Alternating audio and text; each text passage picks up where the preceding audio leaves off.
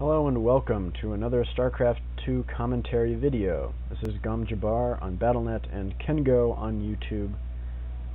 And I'm going to bring for you today, I always screw that up, I don't know how to say that right, but anyway, moving along.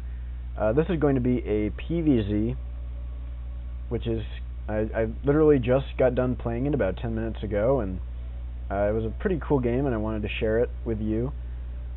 This is going to be a sort of new style of PvZ that I think we'll be seeing a lot more of. So first of all, let's introduce our players. This is, of course, me, Gum Jabbar, at the top right, the blue Protoss on Zelnaga Caverns, and my opponent, the red Zerg, at the bottom left, is Threshold. Now, what we're going to be seeing in this game is Zerg going for roach infestor, and me sort of countering that with Immortal High Templar. So, very cool build. This is on patch 1.3, so we're going to be seeing some of the new differences for that. It's not a big change, but, you know, there's a little bit. So I'm scouting the Zerg out. What am I looking for when I'm scouting? I'm looking for gas, a pool. Certainly if he's doing early pool, I want to know that that's happening. And then I'm just going to go park it as a natural and block any expo. There's my gateway going down. Gas is a little early because I was microing and screwed up my build a little bit, and I had the money for the gas earlier. So anyway, you can see Zerg is going gas pool first, which means he wants speedlings earlier. I like to put my second pylon on the gateway so that any sort of early attack can't just crush both of these. That would kind of be bad.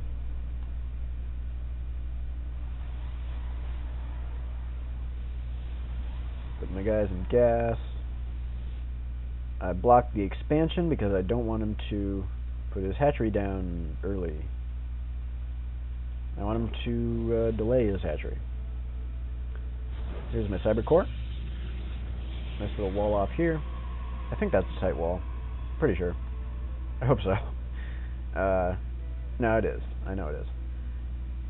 Anyway, still chrono boosting my Nexus. You want to stay even with the Zerg drone count, and you can see that I actually am ahead right now, but he's making more drones. Gas at about 22, 23. Anything around there is fine. And he did kill my probe.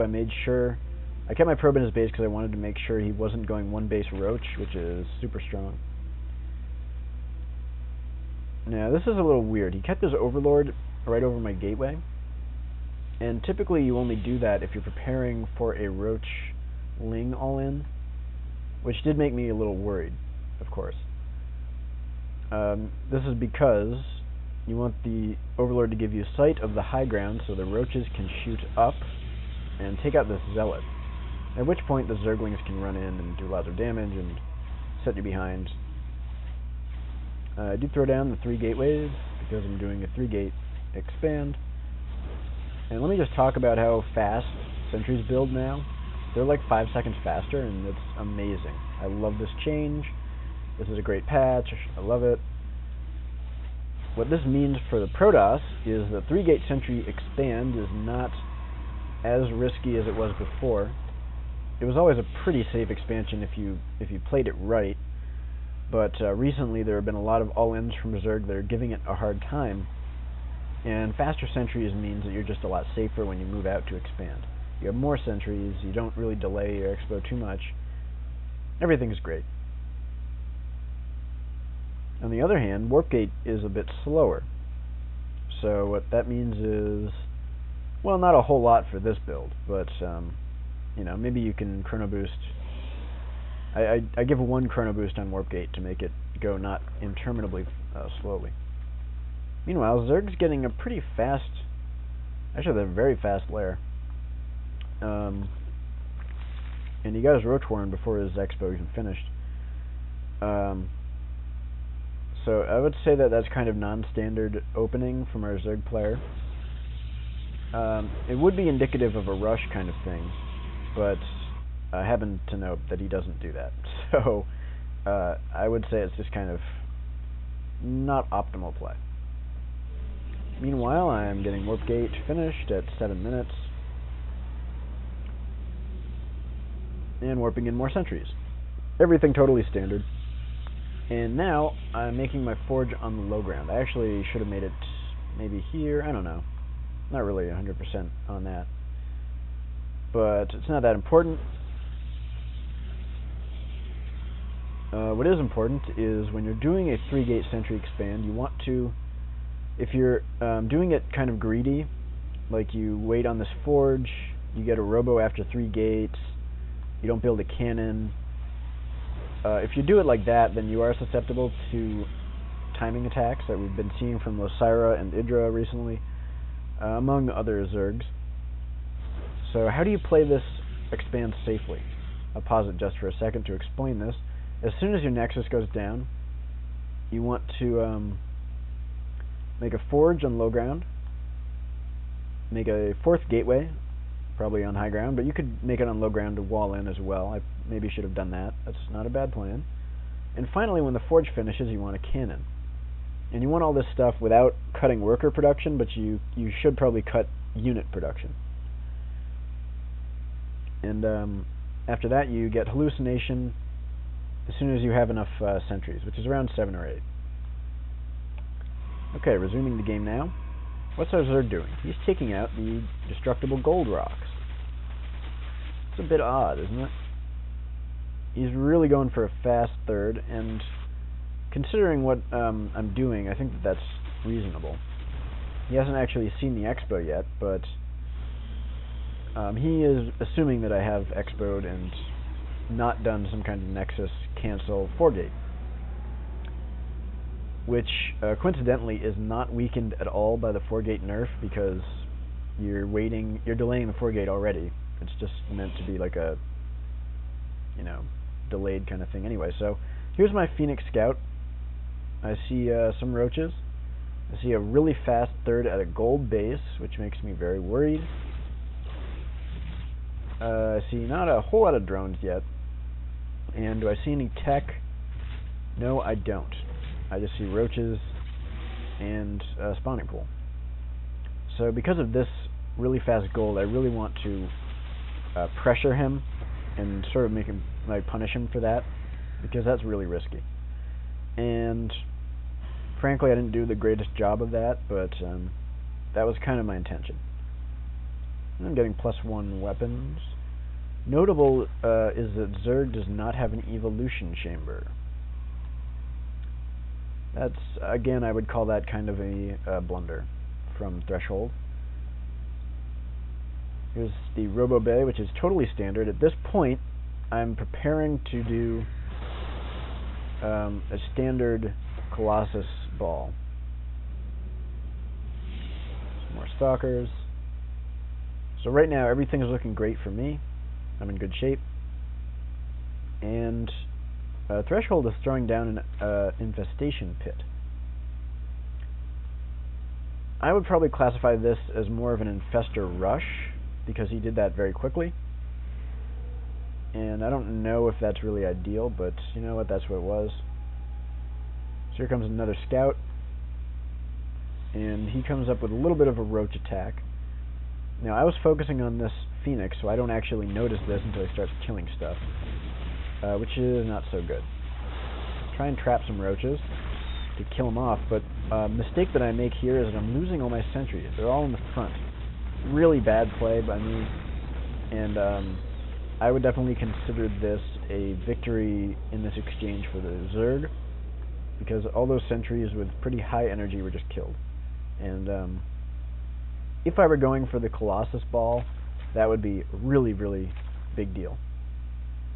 And at this point, I scouted the infestation pit and decided, instead of Colossi, to go for, first of all, I'm just making Immortals because I scout nothing but roaches from him. I scouted no additional tech, but roaches and infestors. So what I'm going to do is make constant Immortals out of this Robo Bay and get supply blocks. And then I'm going to make a Templar Archive. So I'm going to be making Immortals and High Templar along with Stalkers. You don't actually need much else in that composition, but Archons late game can be really, really strong. So any of your spent Templar will be turned into Archons. I also want to mention that in patch 1.3, Archons got a pretty huge buff. They're now massive units. They have range 3. I guess that's it, but that's pretty awesome. And the range 3 particularly helps so much against, well, every race, really. So here are the Immortals, and we're making more units. I should start making High Templar soon, and here's my third base. Look at the income tab. Zerg is a bit ahead, of course, because he has his third. Not significantly, though, and our worker counts are still identical. So I think I'm in okay shape economically. Zerg's not really making drones at this point. He's actually making a lot of infestors. In fact, I would classify this as too many infestors. And in my limited experience against this Zerg style, I think that he is also getting neuroparasite, but I think that you don't want a ton of infestors. You want them as a supplementary unit, because fungal growth and neuroparasite are really strong spells, but they are a support spell. They're not really a main damage spell. Now he's going to poke up here and see my army and move back. But yeah, I think that infestors complementing a bigger Roach Hydra army is really the way to go. So that's what would be a good thing to see. So here's his attack. Good fungals, catching a pretty good number of my units. So we got the health here. Pretty bad force fields, but I don't really have that many. Yeah, feedbacking the infestors. Really important thing to note about this is that all your gas can go into High Templar. You don't really need a lot of sentries when you're going Immortal Stalker, because you can actually just win straight up fights against like any number of roaches once you get a good number of Immortals. So great fungals by Threshold here. He's really damaging so much of my army, you can see. But the Immortals are doing a ton of damage. Infestors are, I believe, armored. Is that right? Armor 0. Maybe they're not armored. I don't know particularly, but I thought they were armored. If they are indeed armored, then Immortals are doing a ton of damage to those as well. I've finished Storm and getting more Immortals, getting another Robo Bay to continue making them. Immortals are very mineral heavy. They're only 100 gas, 200 minerals, so you can actually, this really works well together economically. You can get Stalkers and Immortals, which are pretty light on the gas, and then you can use all your gas on Templar.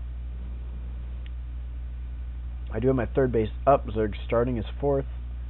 So all in all, I think we're both fairly even right now. Here comes my army. I have 4 Immortals in this army right now. Great fungals by my opponent.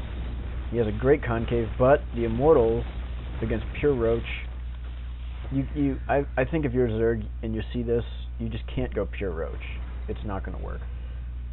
The High Templar, while they are there to feedback infestors mainly, they can also obviously Storm. And I did get Storm. Obviously Storm is awesome. Why wouldn't you get Storm? Typically a Zerg is going to be making a lot more Zerglings or Hydralisks to combat what you have here. So Storm becomes really vital after the mid-game. And now we see Zerg deciding to push the left side, and look at how many infestors he has. And these are, it's just too many. I'm sorry. His actual Roach army is a lot lighter as a result. We quickly look at the unit count. I am ahead on the workers. And yeah, there's a nice storm right there. And look at this army. This is just amazing against roaches. This is the anti-roach army. That was really bad. Shouldn't have done that. So, you know, this is sort of a unit control issue that I have very frequently. And I've got to work on my hotkeys a little bit better. High Templar ought to be hotkeyed on something separate so that you can storm and feedback. Now, I love this harassment that the Zerg is doing, but notice he used up all his energy right there. All of it. He could actually target the Nexus here and probably kill it. But, oh, no observer with my army. That's a blunder. And I know why that happens.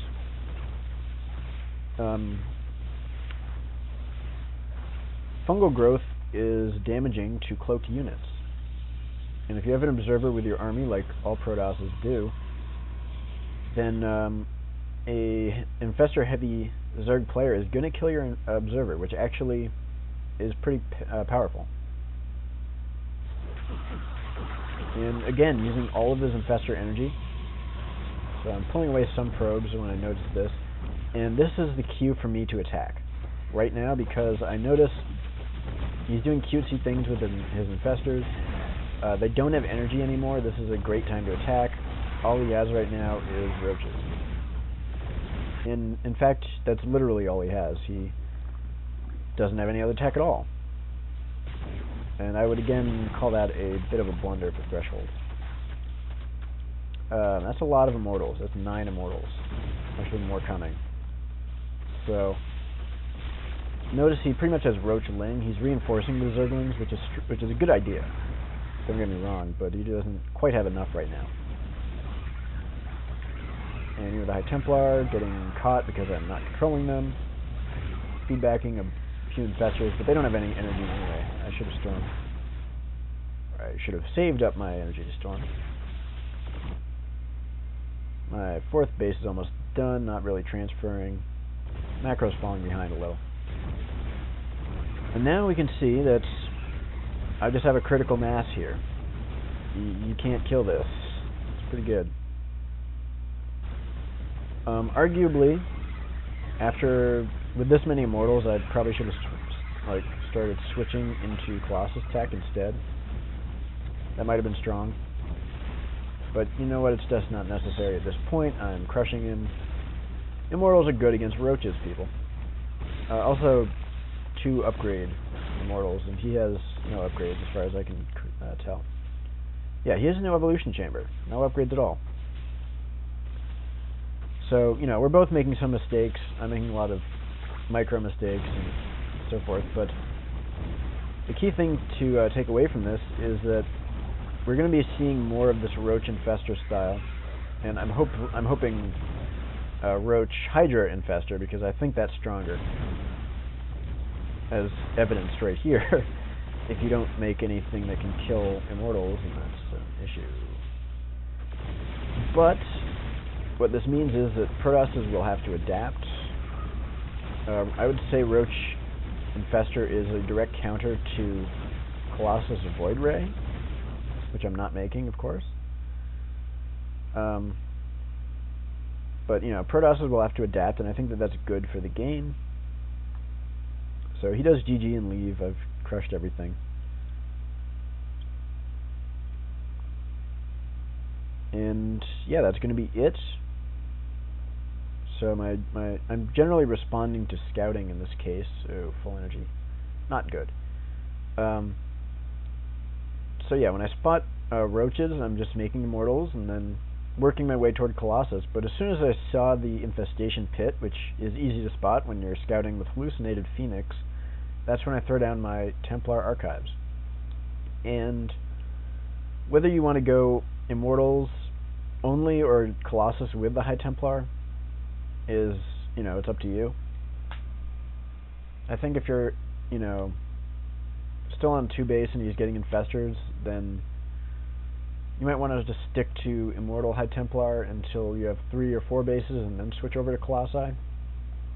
But at that point, I think there's no reason not to switch to Colossus production. So that's going to be it. Thank you for watching this game.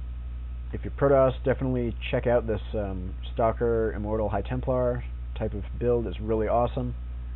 Artosis has been doing this on his stream lately too, and definitely check his stream out because that's awesome. And yeah, if you're Zerg, add more infestors, but not quite so many as we saw in this game. That's too many. Add like 4, and that's it. And use them for fungal growth only. I think that's really good. Infested Terrans might have been strong against these two, but I really haven't messed with that too much, or faced it. Okay, for reals, bye. I'm going to cut this video off. See ya.